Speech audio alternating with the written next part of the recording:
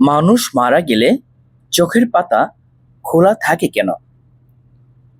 হাদিসের ভাষ্য মতে রাসূল সাল্লাল্লাহু আলাইহি সাল্লাম বলেছেন, তোমরা কি দেখো না, মানুষ যখন মারা যায় তখন তার দুই চোখ নির্দিষ্ট দৃষ্টিতে একদিকে খোলা থাকে। যখন কোনো ব্যক্তি মারা যায় তখন তার আত্মা তার দেহ থেকে বের হয়ে যায়। চোখ দুটি তখন রূহের দিকে তাকিয়ে থাকে।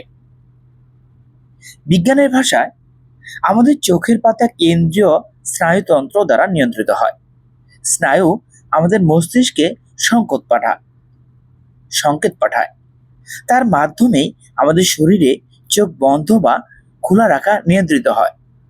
আমরা যখন বেঁচে থাকি এটি একটি সিস্টেমের মতো কাজ করে। সেই কারণে যখন চোখে রোদ পড়ে বা আমরা ঘুমাতে যাই তখন আমাদের চোখ বন্ধ করে ফেলি, কিন্তু মৃত্যু হলে কেন্দ্রীয় স্নায়ুতন্ত্র কাজ করা বন্ধ করে দেয়। সেই কারণে চোখের পাতা খোলা বন্ধ হওয়া আর নিয়ন্ত্রিত হয় না।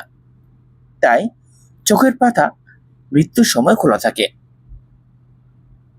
পরিশেষে মহান আল্লাহ তাআলা আমাদের সবাইকে মৃত্যুর কথা বেশি বেশি স্মরণ করার তৌফিক দান করুন। আমিন।